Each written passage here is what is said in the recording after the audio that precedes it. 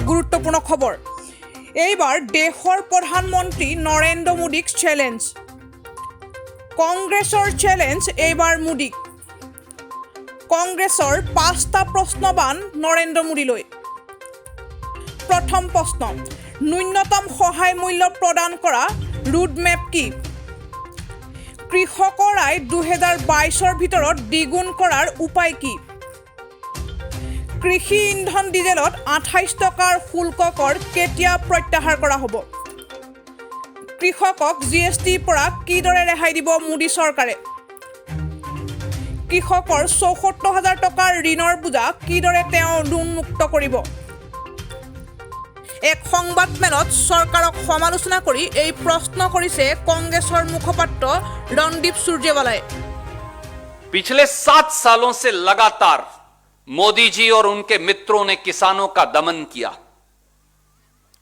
सरकार में आते ही प्रधानमंत्री मोदी जी ने किसान को दिए जाने वाला बोनस बंद कर दिया। प्रांतों को कहा अगर बोनस दोगे तो न्यूनतम समर्थन मूल्य पर खरीद नहीं होगी।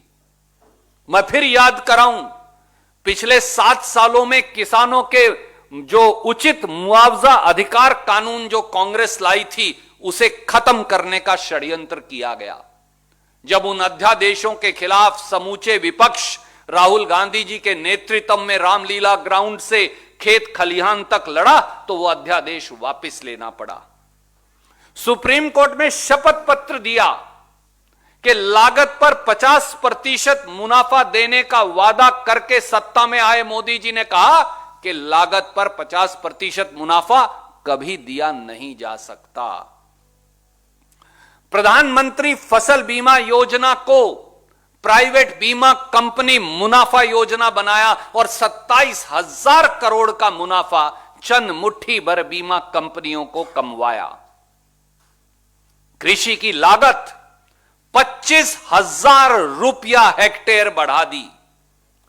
खेती पर टैक्स लगाकर, खाद पर टैक्स लगाकर, कीटनाशक दवाई पर टैक्स लगाकर, ट्रैक्टर पर टैक्स लगाकर, खेती के उपकरणों पर टैक्स लगाकर और डीजल पर 3 रुपया 56 पैसे से टैक्स 28 रुपया प्रति लीटर बढ़ाकर और आय दुगनी करने का वादे की बजाय किसान की आय 27 रुपया प्रतिदिन रह गई।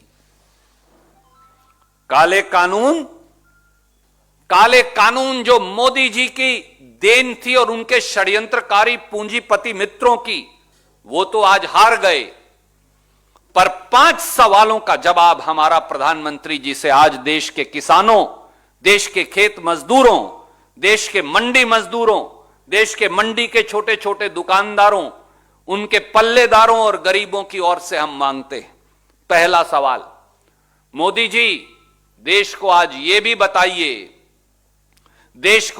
भी बताइए कि न्यूनतम समर्थन मूल्य किसान को मिले, इसका रोड मैप और रास्ता क्या है।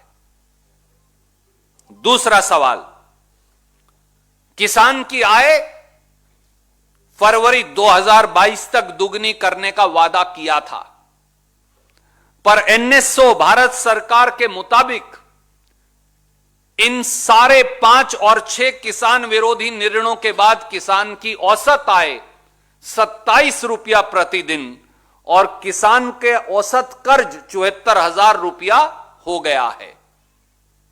तो किसान की आय दुगनी करने का रास्ता क्या है और वो कब तक होगी।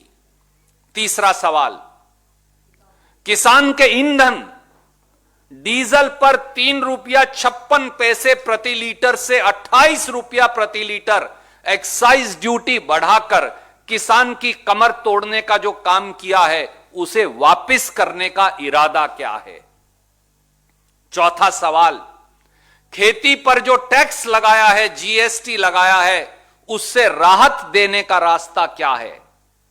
5% खाद पर टैक्स लगा दिया, 18% कीटनाशक दवाई पर लगाया, 12% ट्रैक्टर और खेती के उपकरणों पर लगाया।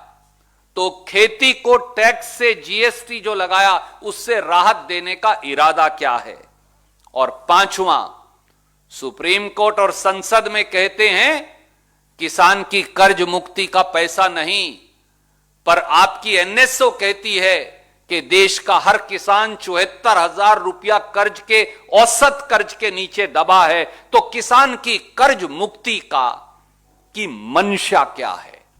इन 5 सवालों का जवाब भी आपसे इस देश के 62 करोड़ अन्नदाता मजदूर, किसान और छोटे छोटे मंडी में काम करने वाले मंडी मजदूर और मंडी के आड़ती दुकानदार मांगते हैं। लगे हाथ इसका जवाब भी प्रधानमंत्री देश को दें, क्योंकि अपराध तय होना है।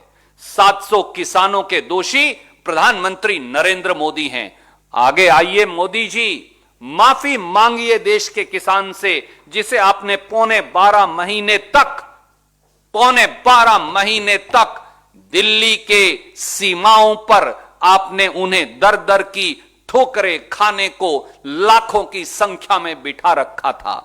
माफी मांगिए उस अन्नदाता से मोदी जी, जहां उन 700 से अधिक किसान परिवारों से जिन्होंने आपकी हठ धर्मिता के चलते, आपके राजहट के चलते, जिन्होंने अपनी जान की कुर्बानी दिल्ली की सीमाओं पर दे दी। माफी मांगिए मोदी जी लखीमपुर खेड़ी उत्तर प्रदेश के उन किसानों से जिनको आपके गृह राज्य मंत्री के बेटे ने जीप के टायरों के नीचे कुचल डाला। माफी मांगिए मोदी जी उस षड्यंत्र के लिए जो मुट्ठी भर पंज पूंजीपतियों को खेती को बेचने का मोदी जी और भाजपा ने किया था। और माफी मांगिए मोदी जी देश के उस 62 करोड़ अन्नदाता से जिसकी प्रताड़ना आपने की, जिसकी यातना आपने की, जिसे आपने नक्सलवादी और उग्रवादी बताया, जिस किसान और जवान जिसका बेटा है और किसान खुद है, जिसको आपने यातनाएं दी और जिसके रास्ते में नश्तर बिछवाए और जिसे खुद के देश की राजधानी में आने पर प्रतिबंध लगाया। आज प्रधानमंत्री जी आपका माफी मांगने का दिन भी है।